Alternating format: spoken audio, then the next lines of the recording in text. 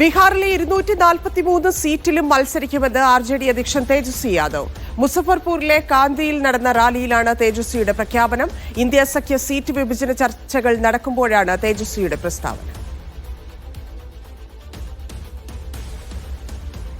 Saju Thomas ചേരുന്നുണ്ട്. സജു, ഈ പ്രസ്താവനയിലൂടെ വലിയ പ്രതിസന്ധിയിലേക്ക് ഇന്ത്യ മുന്നണി ബീഹാറിൽ കടക്കുന്നു എന്ന് കരുതേണ്ടതുണ്ടോ?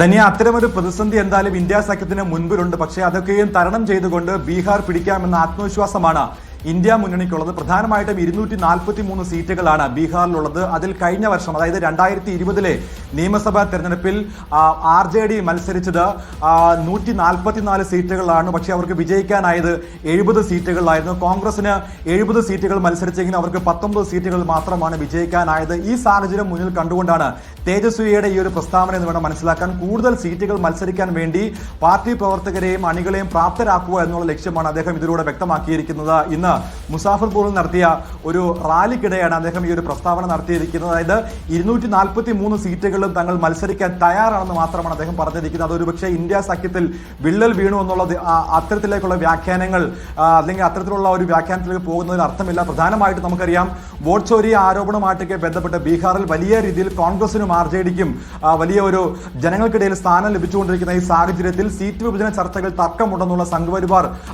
ആക്രമണം അല്ലെങ്കിൽ സാമൂഹ്യ മാധ്യമങ്ങളടക്കമുള്ള പ്രചാരണങ്ങൾക്കിടയിലാണ് പുതിയൊരു വാർത്തയും കൂടി വന്നിരിക്കുന്നത്. പ്രധാനമായിട്ടും ഇനി വരാൻ പോകുന്ന, അതായത് വോട്ട് പ്രഖ്യാപനം അല്ലെങ്കിൽ തെരഞ്ഞെടുപ്പ് തീയതി പ്രഖ്യാപനത്തിന് മുന്നോടിയായിട്ട് എല്ലാ മണ്ഡലങ്ങളിലുമുള്ള റാലികൾ ഓരോ പാർട്ടിയും നടത്തിക്കൊണ്ടിരിക്കുകയാണ്. അതിന്റെ പശ്ചാത്തലത്തിലാണ് അദ്ദേഹം എല്ലാ അണികളെയും പ്രാപ്തരാക്കാൻ വേണ്ടിയുള്ള പ്രസ്താവന മാത്രമാണ് നടത്തിയിരിക്കുന്നത്. നമുക്കറിയാം, ബീഹാറിലെ SIR-മായിട്ടൊക്കെ ബന്ധപ്പെട്ട് വലിയ പ്രതിഷേധങ്ങളാണ് നിലനിന്നത്. വോട്ട് ചോരി അല്ലെങ്കിൽ വോട്ടധികാര യാത്രയുമായിട്ടൊക്കെ ബന്ധപ്പെട്ട് ജനങ്ങൾക്കിടയിൽ വലിയ ഒരു മാറ്റം ഉണ്ടാക്കാൻ കോൺഗ്രസിനും RJDക്കും സാധിച്ചിട്ടുണ്ട്. അതെന്തായാലും വോട്ടുകളായി തന്നെ വരുമെന്നാണ് ഇരുവരുടെയും പ്രതീക്ഷ.